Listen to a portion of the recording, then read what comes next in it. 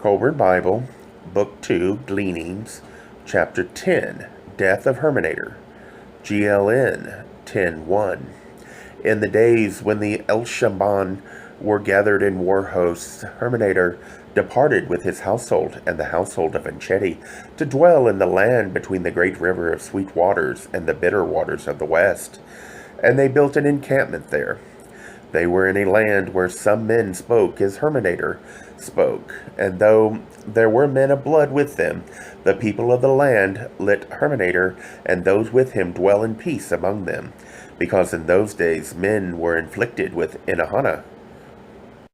GLN 10:2. When the task set upon him was nigh finished, Hurmenator knew that his days in the land of the living were not to be many more. Therefore he betook himself into a place of solitude.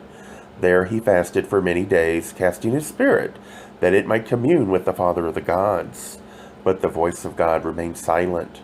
Then he left that place, going into a cave, where he dwelt in the half-light for many days. But again there was no response from the Father of the gods. So Hurmenator departed from the cave and returned to his people, where he was heard to say, "Woe, for truly my God has forsaken me, and remains dumb against my pleadings. Yet I have done all the things told me before times, and written in the great book, wherefore have I failed?" GLN 10:3. Then he went apart from the people, and slept alone, for his heart was heavy. But behold, in the night he had a dream. In it he saw the sacred symbols, spread out upon a cloth of white linen, and each was displayed according to its form. As he gazed upon them and numbered them each by its own number, an ass came and ate up the sacred symbols, and lo, the ass became a Vulcan. Then as he looked, the Vulcan became a cow, and between its horns was a crown of silver and a crown of gold. And the cow spoke to Hurmenator, saying, "Drink of my milk, and anoint your eyes with it. Thus they will be opened, and you will see." Hurmenator drank the milk and anointed his eyes, and then he awoke, remembering the dream, and being wise, he needed no other to interpret it for him. So then he straightway did the things which had to be done, about which those with understanding well knew, and departed from the people. GLN 10:4. Hurmenator went out towards a place of solitude, about 1 day's journey distant. Having gone about half the way, he became weary under the noonday sun, and so sat down beneath a tree to rest in its shade. Then as he drowsed, behold, a great flash of light came down from out of heaven, and it smote the ground before him. He heard a great noise like a mighty whip crack, and he was blinded. Then he heard a voice saying, "Behold, I am here, the God of gods and the God of men in the beginning." Hearing this, Hurmenator fell upon his face and cried, "O great one, I am your servant." GLN 10:5. Then God said, "Wherefore would you open a door unto me? Because the race of man has been defiled, and men are no longer with me. Am I not the withdrawn one, the hidden one?" GLN 10:6. Hurmenator, still on the ground, answered, "O Father of the gods, I, your servant, would know your will. I have a task nigh finished, and seek to know whether it is well in your sight, or whether it is a thing done without your blessing." GLN 10:7. God answered Hurmenator, saying, "Is this not a sacred thing, a heritage saved and handed down from the days when men walked with me? Therefore it is a good thing, though care must be taken to ensure it is not disclosed to the eyes of profane man. The concoctions which, when properly compounded, will enable man to span the spheres, can also, used otherwise, give men near unlimited potency and extreme pleasure with womankind. Therefore, such things must be carefully safeguarded, for in the hands of lesser men they will certainly be abused. But let it all be as it is written. Do with it as you have been instructed." GLN 10:8. You call upon me as the Father of the gods, nor do you err in this. Yet I am the hidden God, the God of secret manifestation, the wronged God, the betrayed God, and the disappointed God. I am the God who sought to give love divine to men by making them my heirs. making them partakers of divinity, co-creators with me. But men spurn their birthright, not through wickedness alone, but through their weakness and love of pleasure. Therefore, the love once offered cannot be displayed in all its glory. It cannot be revealed in its beauty. It must now be leavened with severity and chastisement. This, so that those who are the inheritors of divinity may return to it with undiminished powers, but purged of their weaknesses and love of unprofitable pleasure. This you should know, that men may know. Divinity of itself is not a created thing and cannot be bestowed as a gift.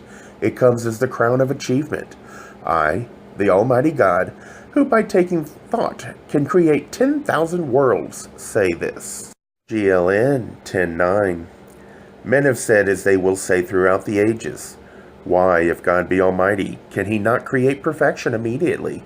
Why does he not create beings having the knowledge of divine love forthwith? Why have earth, with all its trials and tribulations? Know this, what appears to you as ages and time is to me but a flash of thought in a moment of eternity. I breathed in, the hosts of earth and the spheres were not. I breathed out, and the hosts of earth and spheres were. I breathe in, and they are no more. All things exist within the Eternal One, and that which men know as the span of time is the act of creation. GLN 10:10. Mark the flight of an arrow from the hands of a bowman. It flies from the bent bow. Time passes, then it finds its mark. But to me, the arrow leaves the bow and strikes the mark together. Distance, time, and change are not with me. Once I, your God, was not apart from man, my offspring. Now I am veiled from his sight, not because I have willed it so, but because man has chosen to bring this about. The barrier between us grows ever more dense, as man wantonly spurns his birthright. Henceforth, it may be penetrated only by long and arduous preparations, and even then, those who would do so must know the key. I come to you not because of your preparations, but because your God is ever ready to incline towards men. Though there is this barrier between us, it is not impervious to the sincere prayers of a pure heart. This men should know. As for you, your days are numbered.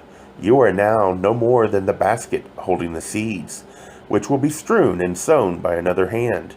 Many things of which I have spoken are not for the ears of men, for such knowledge freely bestowed would not benefit them. Other things are beyond their present understanding. Let these therefore be recorded unto the generations of men yet unborn. Men are now as children, and must learn again as children, being taught childish tales. GLN 10:11. Therefore, go hence, go to Enchedi, and tell him of these things. Say also that his God, I who am, chooses him as the sower of seeds. Let him know that I who am will guide his steps, and will open a door in the barrier, that he may hear my voice. Let your eyes now see again, and behold, I am who I am. GLN 10:12.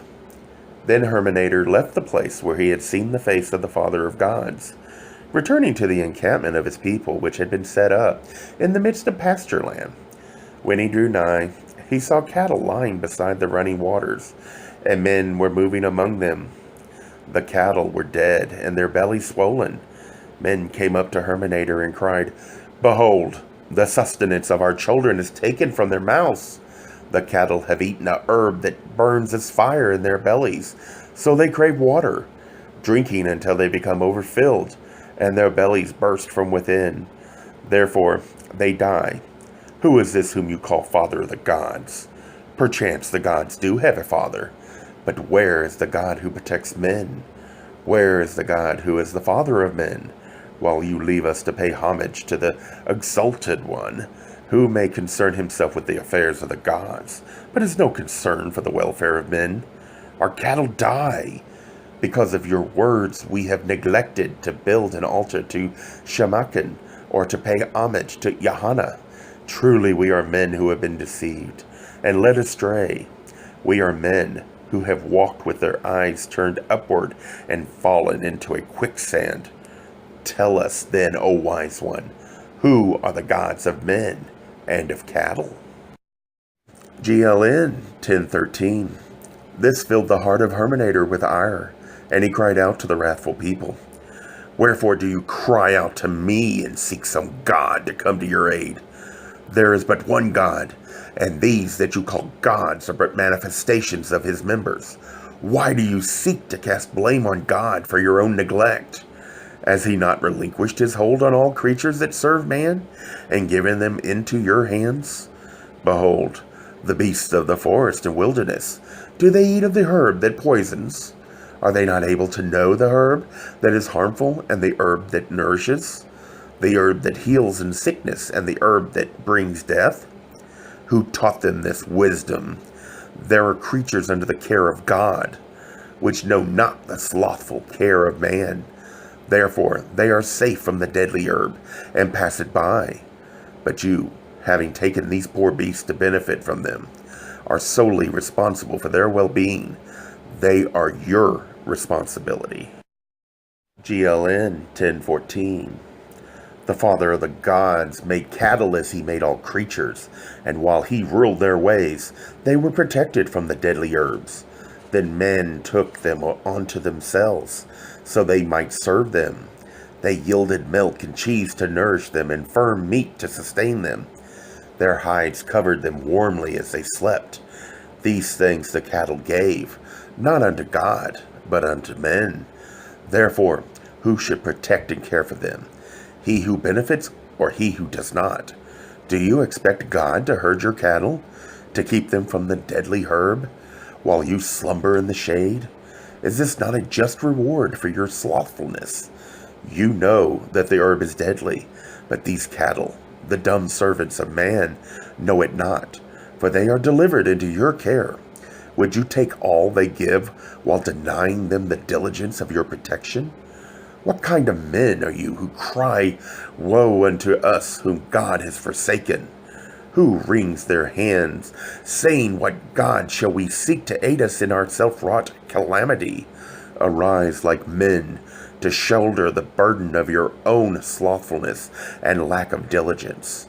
Never fear that God will fail man, for if man does the duties of man, God will do the duties of God. For it is man who falls short. It is man who seeks to take more than he gives.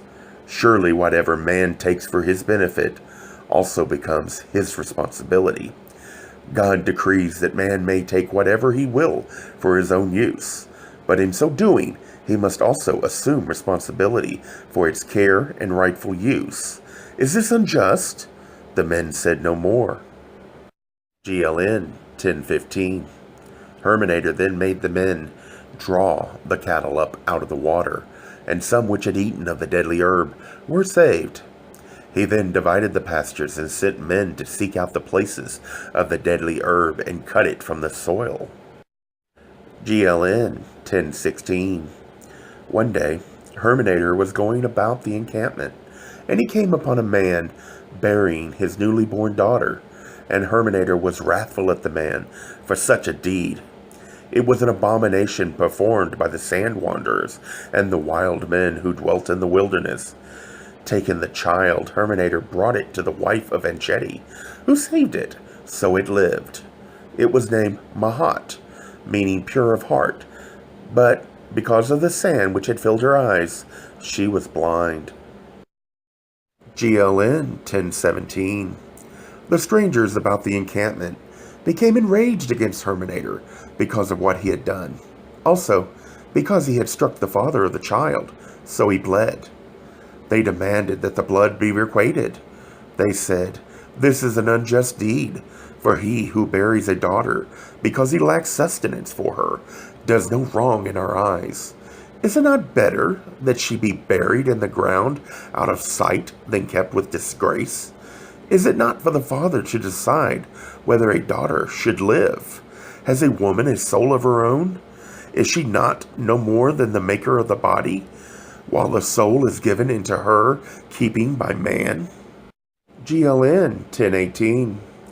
The strangers about the encampment were not so many, while those with Hurmenator were many and strong. But he dealt justly with those claiming payment for the blood. They were given a piece of silver and a calf that was ready for the slaughter. Thus Mahat came into the household of Enchedi. GLN 1019. Hurmenator was sitting with Enchedi, and said to him, I have spoken to you of the happening while I sat beneath a tree in a place of solitude, and of matters which you should know in order to be wise. Into your keeping have been given the treasures I have wrought by my own hands, and you are well instructed in the sacred things and the mysteries.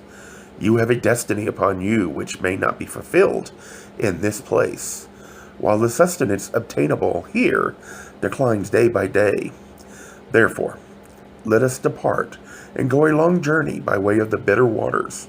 For should we go by way of the forest or through the great wilderness, we may not live.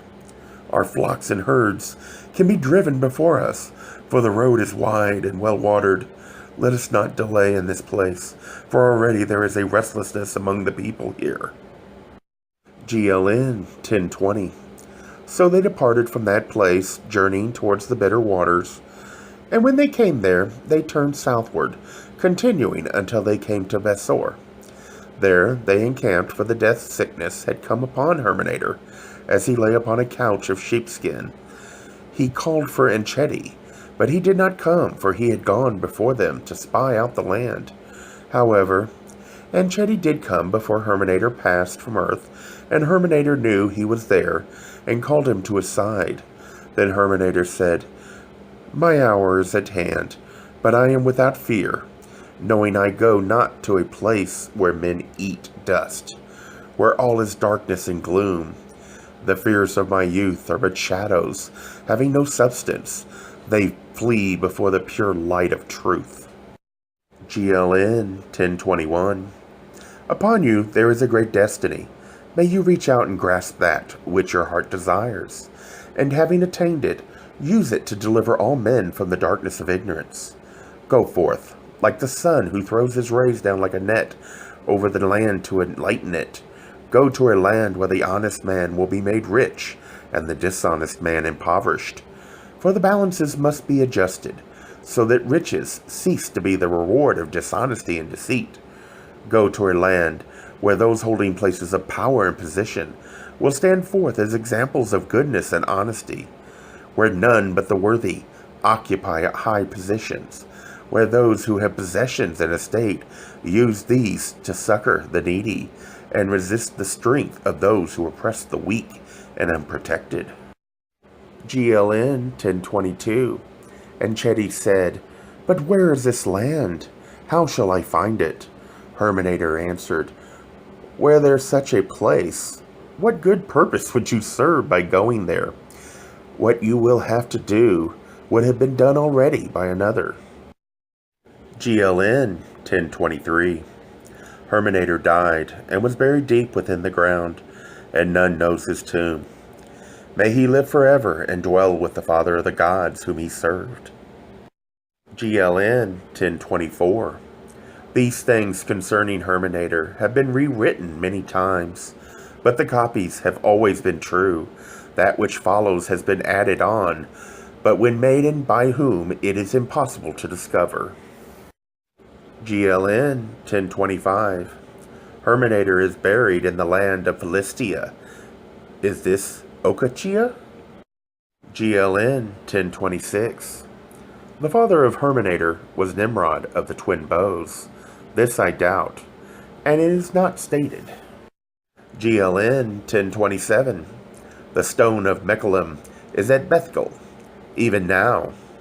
The words on the tomb of Yadal are, He died because he was not as other men. I, Frestonus, have seen it. GLN 1028. Could this be, when 80 generations have passed? Men of this race are unsound witnesses. The Samarites say Yadal was not mortal man. GLN 1029. This we know in truth. The deeds of Hurmenator and Yadal are more fully told in the tales of the Hittites. GLN 1030. The shield of Enchedi was called the Big Shaker, and painted upon it was a likeness of the mud-hopping bird. It was this bird that taught men writing, for it left mud marks, which men first read as omens, later forming them into signs, which could be read. They are not as ours, though men among us can read them. GLN 1031. Enchedi taught the mystery of metals in Okachia, a land of beer, bread, and milk. He was renowned in the twin lands of light. GLN 1032. Mahat, the blind one who remained virgin, guided Enchedi to this land. While yet a child, she was filled with the inner light of wisdom, and saw with the Spirit. When he knew not which way to go, her father set her on the ground, and held a breast feather before her, upon which she blew. He went whichever way it inclined, and was never led astray. Later, she used this method when settling disputes and giving judgments. She was greatly honored, for in the whole land there was no wiser woman. GLN 1033. We who make these writings indestructible have abandoned the Book of Enchedi, for it has not a value to those who follow us, and this is a work of much labor. It contains laws for a people living in a land called Okachia, who must have been less than barbarians, for he forbade such things as the eating of children newly born, the mixing and drying of their blood for eating and uniting brothers, and the hanging up of women in travail, also the cutting of a woman's private parts, and the deballing of men.